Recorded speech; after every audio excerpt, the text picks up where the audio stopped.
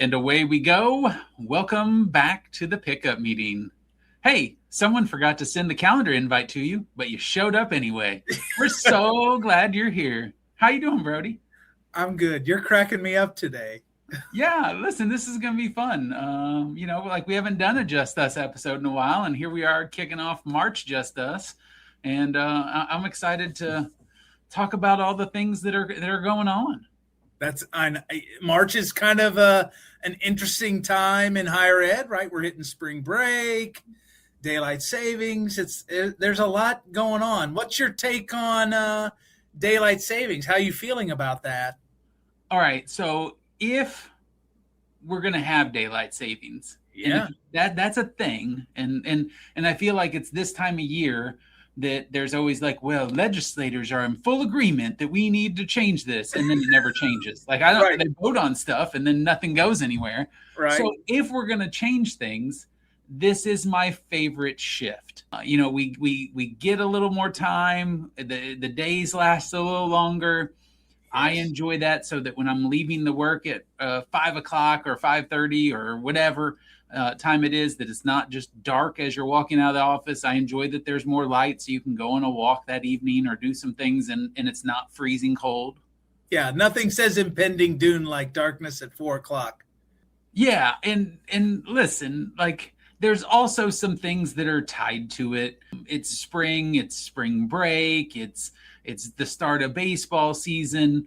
It's also the start of allergy season. That's less good. But I think that you have some fun with the fact that you get a little more time to do a little more things in the day. Yeah, I love the sunlight. There's no question about that. And I like the warmer temperatures. To me, March feels like you've survived the brutal winter. And it's been a brutal winter this year for sure, where I've been, and even in southern Indiana, where my family is, it's been pretty terrible. And as we're filming this today, or as we're recording this today, it's one of those where the Northeast is just getting blitzed by some pretty extreme weather. So I know we have listeners in that Northeast area of the country. And I'm guessing they're ready for March and April and May and June to get here as quick as humanly possible. And I think that's just the case with this time frame, where sometimes it's nice in March and sometimes it's not. But hey, you're going to have more light. Yeah. Fake spring. March is like fake spring. Did you do, and you said this, did you do spring break as a college student? Yeah, I think my senior year I went down to Florida. We drove my car. My car took one for the team, the 83 Cutlass Supreme, and we went down to I want to say Sanibel Island maybe. And it was super fun, but we had to go down a different way because of weather. So we ended up kind of going down and then across to get to where we needed to go. It took quite a bit longer to get there, but we had fun once we were there. I did that, and I got married during spring break. So March 12th, 1994, it was the spring break of my first year of graduate school. Pretty special. So even if I'm not doing something specific, there's always something fun Catherine and I have planned for our anniversary. So that's cool. So you got married during spring break, and then my first year of graduate school. And then essentially would have had to just go right back to school. Yes, that is accurate. There was no honeymooning that was occurring other than you did this during spring break. I mean, it's a nice reminder and gift that you get in that time frame that hey, we honeymooned. We went on a 4-day, 3-night cruise. That was kind of fun. All right. And then we tried to cart back all of the gifts that we got. And Catherine's car broke down on I-64 right before we hit Louisville. And so we had to send half of our stuff back home. My dad, I think, or mom had to come, and we left the car on the side of the road. The 90s. Yeah, so you said 1994. I was like, man, how come I wasn't your wedding? And because I was 14. You could have been the ring bearer. I could have been the ring bearer. You're a jerk. All right. That one's definitely going to come back at me. I didn't do the Florida trips or like the beach trips. I'm not a huge beach fan, so that wasn't one of these things that just happened in college either. I can remember going to the NCAA tournament for a spring break trip. Like we went up and saw Murray State play, and I really want to say it was Georgia at the time. Like Murray was a 14 and Georgia was a 3. And that particular year, it was the year that Carbondale, I think, made a run to the Sweet 16, the Elite 8, and knocked off Bob Knight's Texas Tech team there in Chicago. And so I got to see Bob Knight coach as well as Bruce Weber. And, so it was a good, pot of games. But driving up to Chicago, a group of us doing that for a spring break trip sure was a lot of fun. Yeah, I mean, you never know what the weather's going to be like. You have to kind of make it up if you're not going south for sure. But basketball is a good theme. There's no question about that. And depending on the time frame, I remember going into Chicago and they were turning the river green because it was near St. Patrick's Day. Yeah. And so that was a cool experience as a college student, just to bum around in Chicago and find cheap hotel rooms that probably we would look at now and say, not so safe, not so great.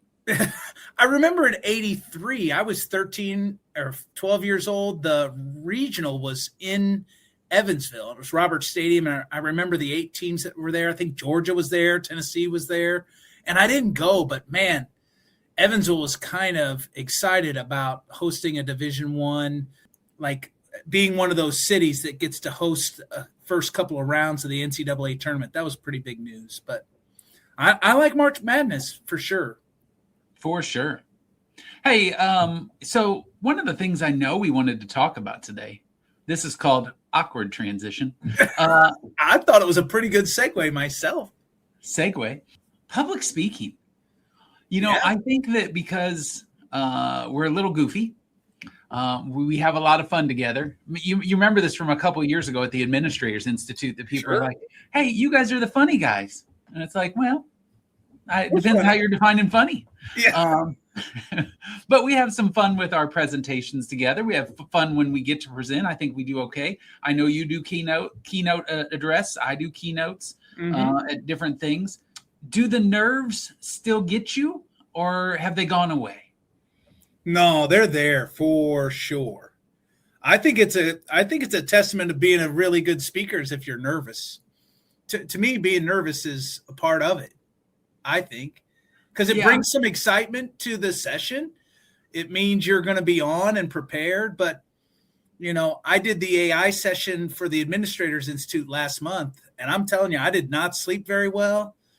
I know John and I talked the night before, but, sometimes it's about a topic, too, that's new to you. And so if it's a new topic or if you don't feel like you're an expert, and who's an expert on AI? There aren't that many. I mean, you're learning so fast. Things are changing so fast. But you just I definitely had some butterflies that day, but it went swimmingly. I used some IU humor, right? Being the national champs. Got some folks excited at the beginning of I think a good story to start with. You and I have both been learning about the impact of storytelling in terms of the work that we're doing. And I think always starting with a good story is really helpful. I think I'm with you that I still get amped up a little bit on the nervous side of things. I am doing a keynote this week at the Citadel. Oh, that's awesome. Yeah, it will be a good time. And so on Monday, feeling pretty good. I do this Friday, I think near the lunch hour. And so come Thursday night, the nerves are going to start to kick in, a little anxiety. What if I say the wrong things? What if I greet somebody the wrong way? What if I'm the only person not in military garb of some sort? It's those things that just kind of get there. But I think there's this thought that whenever you're doing things like podcasts or that you present a lot, that those go away, and they just do not. I mean, I think you're right. I think there's a numbness to it that if you got to that point, you probably wouldn't be very effective at doing it. Yeah. There's no question that the nerves, I think, are helpful when you're doing the talking, for sure. I don't really practice. Like we got some questions written here. One of the things, like, what's my ritual? I don't really speak in front of a mirror and do any kind of practice before I present or speak. I know a lot of people do that, and it's kind of the way I write. Like, I think about the paper in my head for days, right? I'll organize it in my brain, and I do the same thing with a lot of my speaking. I'll put together the slide deck, and I'll use the slide deck to help me, but I don't really practice. I just go in kind of unscripted. I've never really scripted any of my talks. Yeah, it's one of those where I will typically print my slides off. Yep, that's old school. I do that too. In that way. And then there will be 3 or 4 slides in the presentation that I know are standalones. If I get a little lost or feel like things are not going as well, I have power moments to bring it back.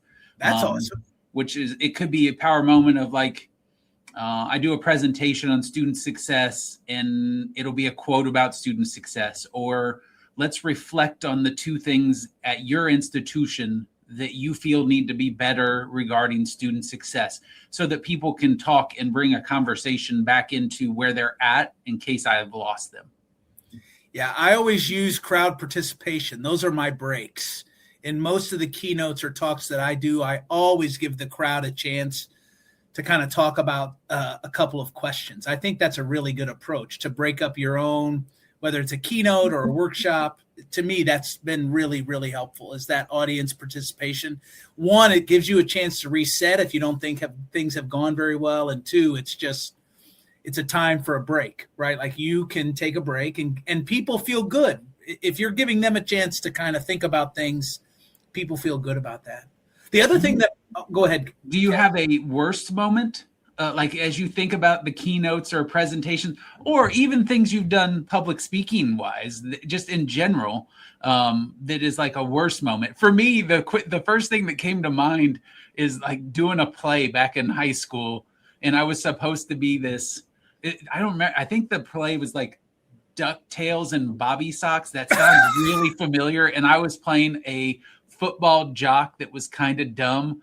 And somebody from the props area was supposed to put my playbook on the table, and I was supposed to go back into the scene to get my playbook that I forgot, but nobody had put it out there. So I just tucked it in my jacket and was like, have you guys seen my playbook? And then finally I'm like, oh, look, here it is. And I pulled it out from my jacket and then walked off stage. What year did you do that, Kevin? Probably 1994 when you got married. What grade were you in? Were you in 8th grade? Probably freshman, sophomore year, somewhere in that range. You're never going to believe this. Our 8th grade play was DuckTales and Bobby Socks. And I was in that play, and I was the same dumb jock. Are you kidding me? No, I am not. And what year was that? That was 1964. 1984. Maybe 83. That's unbelievable. Did we play the same person, really? Yes. Wild. Wasn't it like set in the 50s? Didn't you have to roll your jeans up really high and wear a white t-shirt? Didn't you have cigarettes on your big tattoo on your arm or something like that? Absolutely. Too? And at that point I had hair, so it was gelled and all kinds of things. That's crazy. That is wild. I did not know that was coming. My story is this, Kevin, and I think people are surprised to hear this, but I always like to remind people, speaking in front of others is a skill that can be developed. And here's my nightmare story. My junior year, I had decided I was going to get my teaching certification. And one of the things that my advisor had kind of, we'd both kind of forgotten, was I had to take speech. And so I took speech my first semester of my senior year. And the first speech that I gave, I went over on time. And the second I knew I was over on time, I knew my grade was going to drop from an A to a B. I just lost it, right? Like, I started to break out in hives. I got really nervous. I mean, I fell apart on this initial speech that I gave. And the instructor brought me back after class and said, hey, man, you seem to really be having some trouble here. we have these classes for people that have speech anxiety, and I think you'd be good for that. And I said, oh, wow, really? This bad? And I just remember being so embarrassed. And I went back to class and I told them, I think I need to stick this out and do my best and just try to get better. And I really wasn't that much better. But once you connected those speeches to grades, I did not enjoy that at all. But I got better, right? Like you just keep doing it. You just keep practicing. You put yourself out in front of other people. And eventually now you speak in front of large groups of folks all the time. And you learn from that. So it's a skill. If you're not great at it now, just keep working at it. You can get better at it. Yeah. And I think it's one of those things. It's a skill that you're right. I don't think, and I don't know, maybe we can get some folks to let us know what they think. We post things on LinkedIn. Hey, folks, we have a new email address. The pickupmeeting@gmail.com. If you'd like to send us some feedback, we would be glad to hear that. But I'm curious your thought. Only if it's really good feedback. Yeah, if it's bad feedback, we don't want to hear it. Send that to someone else and let them know about our meeting. Yeah. Any feedback is good.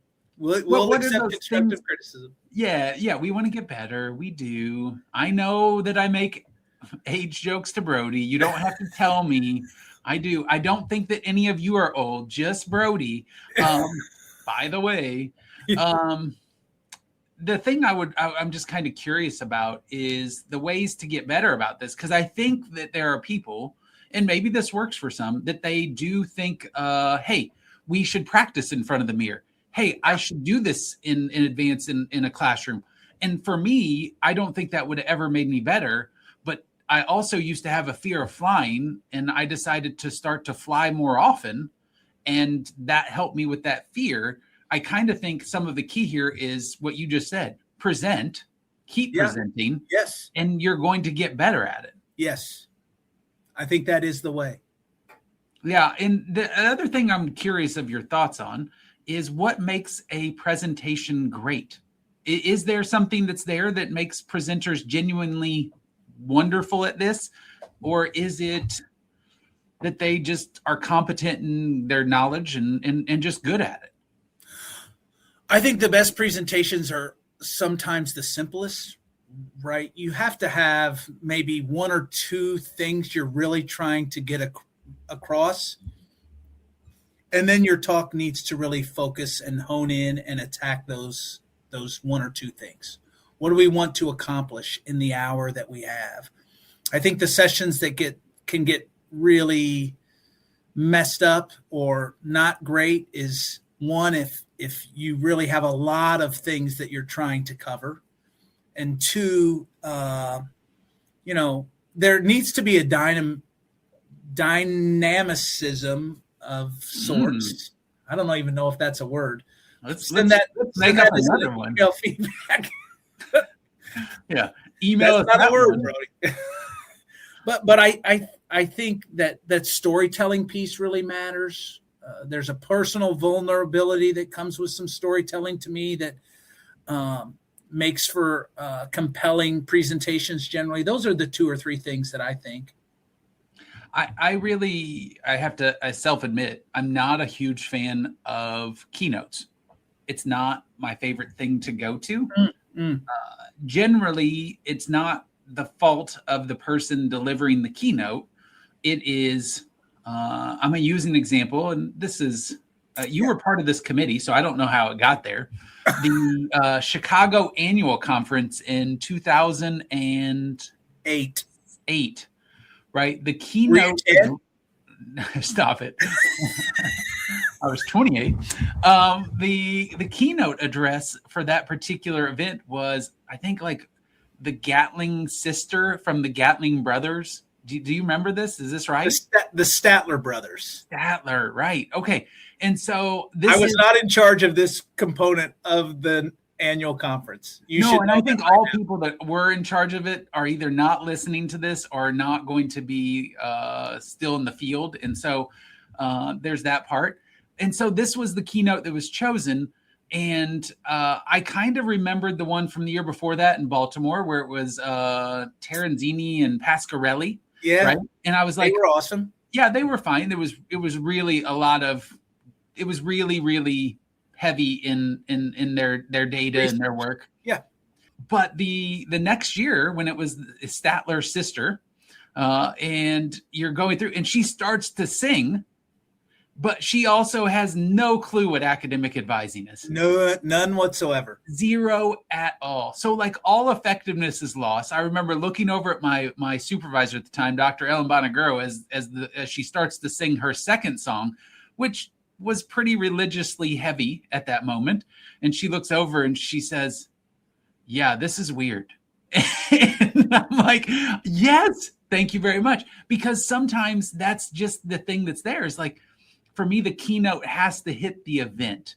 And so the preparation is a big part of that. I think back to Mike Ditka being the ending keynote at an ACT conference. And I'm sitting there going, listen, I'm sure that this is really great for some Bears fans. I don't know what this has to do with ACT. Right. Right. Yeah. And so like those things have to connect. So I think that there are things that can make it really great and really not. And most of the time, I think it can be really great when the presenter actually understands the audience that they're talking to. Yeah, we sometimes have to endure those moments. There is one that I would share that I think had a different effect. Al Gore spoke in 2006 at the ACPA NASPA joint and talked about his movie, Inconvenient Truth. And while that didn't automatically connect to higher ed, I was mesmerized by his session. He did a great job. And so that maybe is one exception to that rule, that the person has to, and of course Al Gore knew about higher ed and those kinds of things, but the topic really was more about maybe how we think about the environment in higher ed, and it was really impactful. I remember that session pretty well. After a presentation, are you a fired up, crash, self-critiquing, and like where are you at after a session? Oh, I do think about it, right? Like I'm definitely one of those people who loves having people come up afterwards or a couple sessions later and go, "Oh, your talk was really great." I'm such a nerd that way, right? That makes me feel really good. And yeah, I'm in the high energy part of this, I think, but yes, I also enjoy the feedback. But I think hearing from folks like the faculty about whether or not they enjoyed it and what they took from it matters. Specifically, if you present in the Administrators Institute, to me that feedback's really useful. Look, I'm always interested in seeing what the evaluations look like. I definitely want to see what people had to say. I think it's the only way you get better, really. Because I'm an introvert in nature, which people are like, you are. I have to turn it on, right? Like, and because it's performance, there is a crash that comes after a presentation. But my initial is that I'm pretty high on the experience and like a lot of energy, a lot of just like real excitement on where we're going, and I do love that experience. And then I get to this point where I'm like, hey, was that any good, or did I just wander on for an hour? You know, like you do have that self-doubt, or I get that self-doubt when it comes to these presentations. Yeah. We've talked a lot about presentations. I know. And so like, I really think we have to transition because this is, a Just Us episode. It is. We've got to transition to things that no one that's listening really cares about, but they all kind of laugh about at some point, which is our top 3. Oh, that's great. Let's do it. All right. So listen, this was my idea. Yeah, this was your idea of top 3 records, CDs, or cassettes. I noticed you didn't say 8 tracks. I did not. Okay. Then that we first 3 that we ever owned or bought. And I was struggling on this, but you had this pretty wrapped up, and we'll see how it goes. Yeah, I mean, it's easy. I remember it, even though I was only 12 years old, maybe. 12 years old. Christmas of 82, I got 3 cassettes along with a brand new boombox that sat up in my bedroom that I shared with my 3 brothers. For our younger audience, could you define a boombox? It's a cassette player, like a cassette deck, I guess. For our younger audience, could you describe a cassette? It And was why a a way pencil to was play. helpful with it. It was a way to play music. Okay. For boy, Gen Xers, they had it rough. 8 tracks, cassettes, CDs, streaming, and now back to CDs and records and vinyl. Golly, all of it. The three that I had first, I got for Christmas: Men at Work's Business as Usual, the Stray Cats' Rock This Town, and John Cougar's American Fool. Those were the first 3 tapes I ever got. All right. So I have this vague recollection of certain things. And so in a shocking turn of events, I think the first 2 that I got were records. And Really? I remember getting them in a time frame that they would have been like, I remember getting in front of the record player and opening up the full old school record. And the one that strikes me as from the most familiar, and I think I got it for Christmas, was the Thriller album by Michael Jackson. Let's go. That's great. I think that was the first one I bought with my own money. Yeah. And so that would have been very young. So how cool were my parents in that 2 to 5 year old range? Yeah. I don't know that I should have been listening to those songs at that point, but I like them. There wasn't social media for my parents to be judged on that at that point. And then I would say Billy Joel, like one of those albums in that time frame were there. And then after that, it gets a little hazy for me for these first ones. I just remember buying a lot of, do you remember this? The cassette singles? Yes. Right. And so I remember buying a lot of movie soundtrack cassette singles. Like I didn't want whatever the movie was that had End of the Road in it, Boomerang soundtrack, although it was a pretty good soundtrack. But I did want End of the Road by Boyz II Men. Right. Okay. And so I can remember that being maybe that third one that was in that range. Okay. That's awesome. Yeah. I think those are good ones. I think they show off our diversity of experience. They certainly do. The Men at Work Business as Usual still holds up pretty well. Yeah, I don't think any of those were bad. No. I'm hoping, right, that my uncle doesn't listen to this for this story, but there was a many years period of time that my uncle every year for Christmas would give me a pocket knife. And then I remember, like, I think that maybe somebody said, hey, maybe get him something different than a pocket knife. And he bought me a Pearl Jam album. And that was good, except for I think it was one of those, like, after Pearl Jam had some good albums, and then it was the album that didn't have anything good on it. And it was like, well, that one wasn't quite the hit, but it wasn't a pocket knife. So there was an adjustment and a goodness in that. Golly, speaking of pocket knives, God. Oh, Jesus. My dad had tons of pocket knives, and my wife has one of my dad's pocket knives. My daughter carries around one of my dad's pocket knives. But my dad never gave me a pocket knife. That's maybe because I'm useless. I don't know. All I can do is podcast and speak in front of hundreds of people. That's right. And do it with such energy and perfection.